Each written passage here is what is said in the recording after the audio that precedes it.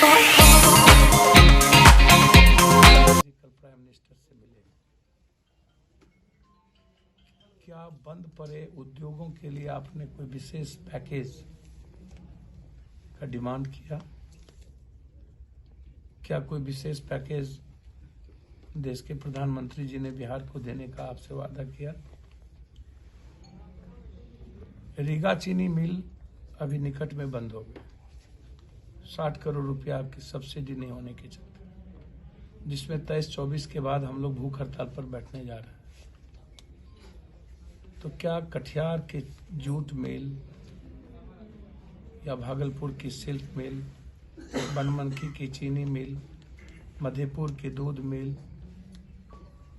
रैयाम से लेकर के मधुबनी का चीनी मिल, पेपर मिल, दालचीनी मिल, क्या आप अविलंब इस फैक्ट्री के निर्माण और चालू के लिए, इस पलायन को रोकने के लिए क्या आप उद्योग को बढ़ावा देंगे? क्या हुआ विशेष राज्य का दर्जा? बार बार नीतीश कुमार जी जल नल योजना की चर्चा करते हैं और साफ निश्चय की और हरियाली यात्रा की। नीतीश जी, जल नल योजना देश नहीं दुनिया की सबसे बड़ा घोटाला है, और अब आप विद्युतीकरण की बात करते हैं। देश में लगभग सभी जगह विद्युतीकरण हो चुकी है। अब विद्युतीकरण में प्राइवेट हो गया है। अब तो आप वोचर भराइएगा तो आपकी बिजली जलेगी, और वोचर नहीं भराइएगा तो आपकी बिजली कट जाएगी। तो कॉमन लोगों को बिजली की, और सबसे बड़ा दिक्कत क्या है कि जो SFL, आप जिस बल्ब की बात कर रहे थे कि इस बल्ब में 0 पैसा आएगा, लोगों को पैसे नहीं देने पड़ेंगे, बिल उससे कहीं ज्यादा उठ रहा है। तो बिजली तो पूरे देश और दुनिया में लगी है, बिहार में नहीं लगी है।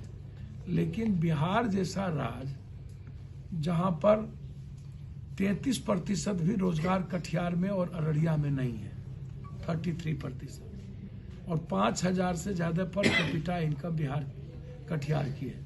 सबसे ज्यादा गरीबी और सबसे ज्यादा बेरोजगारी, और 5,674 रुपया एक व्यक्ति का इनकम है कटिहार का। और आप किस तरह से इस इलाके में आप वोचर भरवा करके पैसा लेंगे? तो जो बात बार बार आप रोजगार, बेसिन बांध के निर्माण पर कोई बातचीत हुई कि नहीं?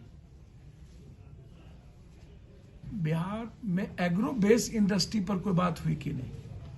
कोसी सीमांचल में, मिथिलांचल में मक्का पर आधारित फैक्ट्री की कोई बातचीत हुई कि नहीं? तो ये सबसे इंपॉर्टेंट था जहां हम पलायन को रोक सकते थे।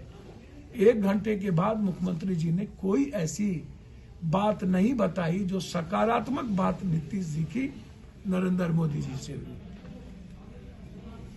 तो मेरा डिमांड है कि नीतीश कुमार जी विशेष पैकेज कोसी सीमांचल के लिए, मिथिलांचल के लिए, जो सबसे ज्यादा गरीब, सबसे ज्यादा बीमारू और सबसे ज्यादा बेरोजगारी, सबसे ज्यादा निरक्षर और सबसे ज्यादा पलायन, चारों चीज हम पर लागू होता है और हमें कभी भी विशेष पैकेज नहीं मिलता है।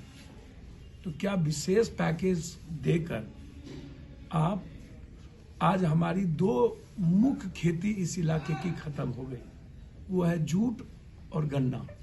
अब मेरे पास मुख्य खेती है मक्का, धान और गेहूं, हम 3 फसल पैदा कर सकते हैं। वही सबसे, आज जो देश में सबसे बड़ी लड़ाई है, बार बार वो कहते हैं कि हम आपके मंडी को नहीं छेड़ रहे हैं, ऐसा नहीं कर रहे। योजना जो आप बार बार कह रहे हैं कि कुछ घर बाकी रह गए, मैं चैलेंज करता हूं इस सरकार को, 70 से 80% घरों में कोई पाइप कुछ भी नहीं लगी है।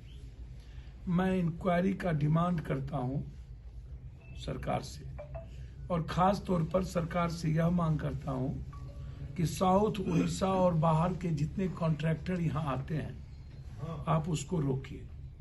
वो बिहार का पैसा यहां से लूट के लेके जाता है। मैं उम्मीद करता हूं कि सिर्फ 15% ही बाहर के लोगों को नौकरी में, रोजगार में मात्र हिस्सेदारी मिलनी चाहिए। 85% रोजगार में, चाहे छोटा ठेका हो या बड़ा ठेका हो, या छोटी नौकरी हो या प्राइवेट नौकरी हो, हर परिस्थिति में किसी भी कीमत पर बिहार और बिहारियों को मिलना चाहिए। यदि आप ऐसा निर्णय नहीं लेते हैं कैबिनेट से, तो जन अधिकार पार्टी का जो युवा मोर्चा है, युवा शक्ति और पप्पू ब्रिगेड है, ये विंग किसान आंदोलन के बाद, जब ये किसान आंदोलन, जब बिल वापस होगा, उस आंदोलन के बाद 85 और 15 की लड़ाई छेड़ेंगे। हम अपने पैसे को अपने घर में ही रखना चाहते हैं, इसीलिए जल भी हम गए थे, जिसकी पत्नी को नंगा करके मारा गया। ऋतुराज क्रिमिनल हो सकता है, मर्डरर हो सकता है, आप फांसी की सजा दे दीजिए, 3 महीने के अंदर एसपीडी ट्रायल कराइए।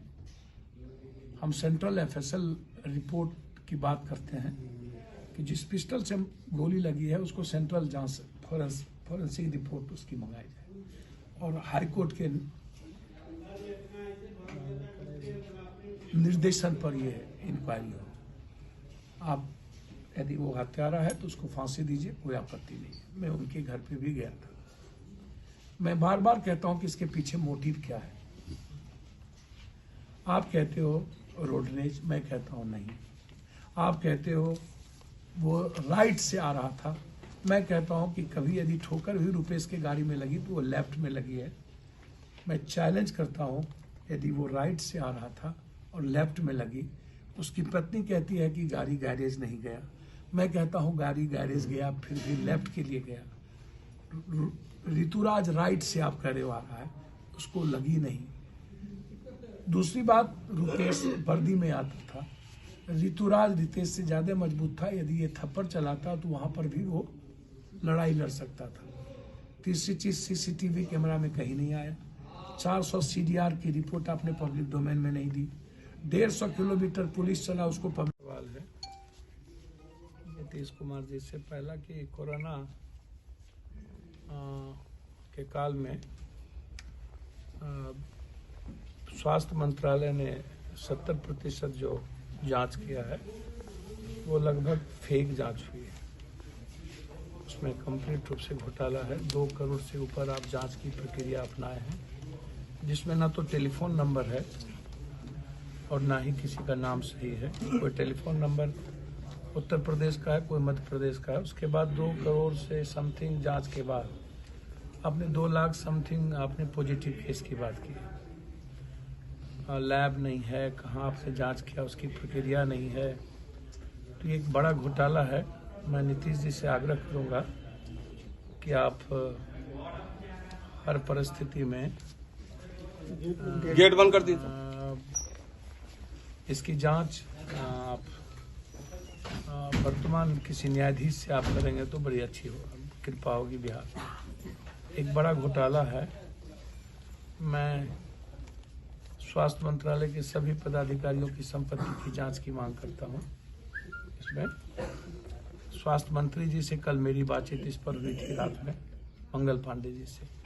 उन्होंने कहा कि मैं जांच की प्रक्रिया के लिए दे रहा हूं, मैं छोड़ूंगा नहीं।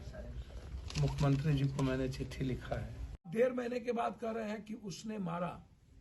आप ये नहीं कह रहे कि मोटिव क्या है, कौन है इसके पीछे, कौन है पुनाचक का ठेकेदार जिसको आप बुला करके छोड़ दिए, कौन है सत्यम जिसको बुला करके छोड़ दिए, कौन है पार्किंग का ठेकेदार जिसको आप नाम लेकर के छोड़ दिए। आप कभी कहते हैं, साफ शब्दों में डीजी ने कहा 2 कारणों से मर्डर हुई।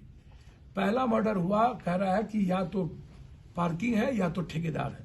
तो जब ठेकेदार और पार्किंग आप प्रेस कॉन्फ्रेंस करके डीजी कह रही है मर्डर का मोटिव है, और मोटिव के साथ साथ शूटर है, तो फिर पहला आदमी क्या एक सिर्फ बदला लेने के लिए 6 गोली लगातार उसकी उंगली क्या मार देना है रुपेश को, यही हमको मारा था, जब आप कह रहे हैं राम जानता नहीं है ABCD, तो क्या पप्पू यादव किसी को मारना चाहेगा तो ये पहले जानकारी नहीं लेंगे कि उसके पास पिस्टल है कि नहीं, रिवॉल्वर है कि नहीं, उसके घर में गार्ड है कि नहीं, उसके साथ गार्ड चलता है कि नहीं, कौन है ये आदमी।